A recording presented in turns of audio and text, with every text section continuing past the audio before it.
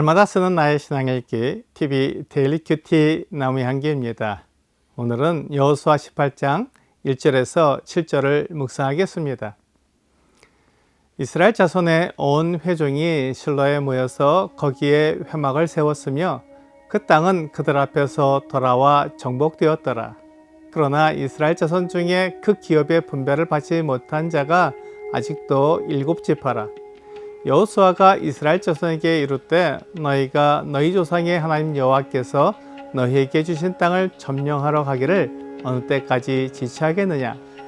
너희는 각 지파에서 3사람씩 선정하라. 내가 그들을 보내리니 그들은 일어나서 그 땅에 두루 다니며 그들의 기업에 따라 그 땅을 그려가지고 내게로 돌아올 것이라. 그들이 그 땅을 7부분으로 나누되 유다는 남쪽 자기 지역에 있고 요셉의 족속은 북쪽에 있는 그들의 지역에 있으니 그 땅을 7부분으로 그려서 이곳 내게로 가져오라. 그러면 내가 여기서 너희를 위하여 우리 하나님 여호와 앞에서 제비를 뽑으리라. 레위 사람은 너희 중에 분깃이 없나니 여호와의 제사장 직분이 그들의 기업이 되니며 갓과 루벤과 므낫세 반지파는 요단 저편 동쪽에서 이미 기업을 받았나니 이는 여호와의 종 모세가 그들에게 준 것이니라 하더라.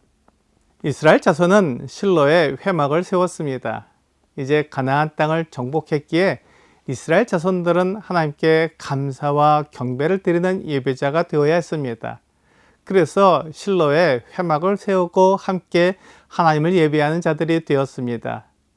레위기 26장 11절과 12절은 내가 내 성막을 너희 중에 세우리니 내 마음이 너희를 싫어하지 아니할 것이며 나는 너희 중에 행하여 너희의 하나님이 되고 너희는 내 백성이 될 것이니라 라고 말씀하고 있습니다. 하나님은 이스라엘 백성들을 싫어하지 않습니다. 하나님은 이스라엘의 하나님이 되고 그들은 하나님의 백성이 될 것입니다. 하나님과 이스라엘 백성들이 하나가 된다는 말씀입니다. 하나님과 이스라엘 백성들이 하나가 되기 위해서는 서로를 사랑하는 마음이 필요합니다. 하나님은 이스라엘 백성들을 사랑하시고 이스라엘 백성들 역시 하나님을 사랑하고 있습니다. 그런데 여호수아에게는 아직 쉬지 못하는 일이 있었습니다. 가나안 땅을 정복하고 그곳에 사는 많은 가나안 부족들을 몰아냈지만 아직도 땅을 분배받지 못한 7지파가 있었습니다. 여호수아는 그 7지파에게 3사람씩 선정해서 그들이 함께 이스라엘 온 땅을 다니면서 지도를 그려오게 했습니다. 그 지도를 보면서 아직 땅을 분배받지 못한 7지파가 제비를 뽑아 그들의 땅을 얻게 하겠다고 말했습니다. 이 땅은 하나님께서 이스라엘 백성들에게 주신 땅입니다. 하나님께서 이스라엘 조상들에게 이 땅을 주겠다고 약속하셨습니다. 처음에 이 땅을 그들의 후손들에게 주시겠다고 말씀하실 때는 그것을 믿지 못했습니다. 하나님께서 어떻게 이 땅을 그들의 후손들에게 주실 수 있을지 의심이 되었습니다. 그러나 시간이 지나고 이스라엘이 애굽에서 상당한 규모로 성장하여 이 땅을 차지할 수 있게 되었습니다. 그렇지만 이스라엘 백성들은 계속해서 가나안 땅을 정복하는 게 두려웠습니다. 그들은 전쟁 경험도 없고 가나안 땅을 차지하고 있는 부족들은 많았기 때문입니다. 이스라엘 백성들이 가데스 바네아에서 가나안 땅을 정탐했지만 거인인 아낙 자손들이 이 땅에 살고 있는 것을 보았을 때 가나안 땅을 정복할 마음이 사라졌습니다.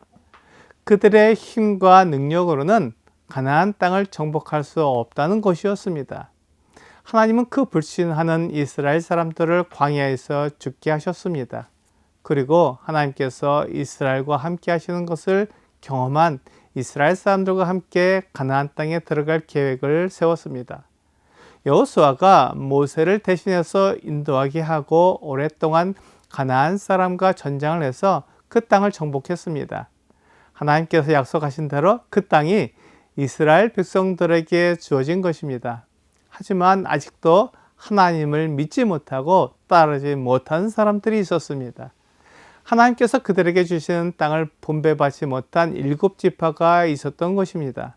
여호수아는 그들에게 땅을 그리워라고 했습니다. 남쪽에 유다가 이미 땅을 분배받아서 가지고 있었고 북쪽에는 요셉 족속이 자기 지역을 차지하고 있었습니다. 그들의 땅을 피해서 나머지 땅을 7으로 나누어 가져야 했습니다.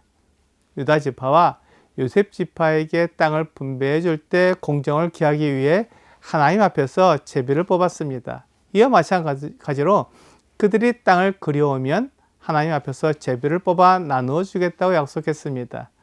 하나님께서 그들과 함께 하시기에 전쟁을 그치고 하나님을 예배하는 시간이 필요했습니다.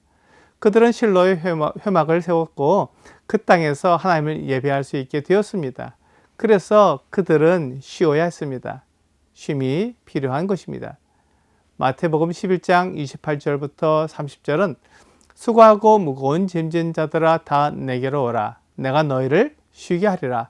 나는 마음이 온유하고 겸손하니 나의 멍에를 메고 내게 배우라. 그리하면 너희 마음이 쉼을 얻으리니 이는 내 멍에는 쉽고 내 짐은 가벼움이라 하시니라 라고 말씀하고 있습니다.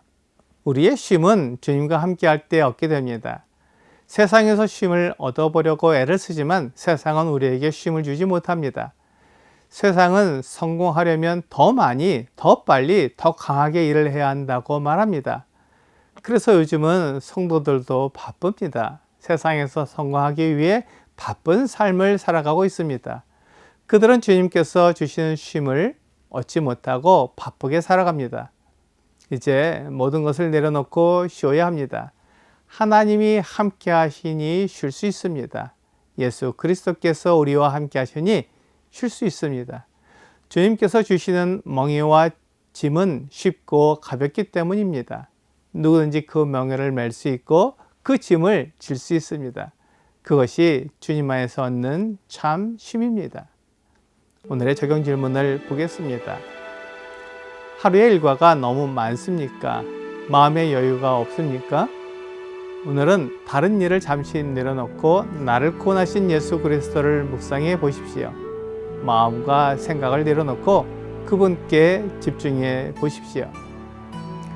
우리가 쉼을 누리기에 세상은 너무나 바쁩니다. 하나님께서 주시는 쉼을 생각하지도 못하고 이 세상에서 성공하고 잘 살기 위해 바쁘게 살아갑니다. 그리스도는 우리에게 쉼을 주십니다. 그 쉼을 통해 하나님을 예배하게 되기를 원합니다. 오늘 하나님이 함께 하시면 참된 쉼을 누릴 수 있습니다. 그리스도께서 주시는 참된 쉼을 쉬는 여러분과 제가 되기를 주 예수님의 이름으로 기도합니다.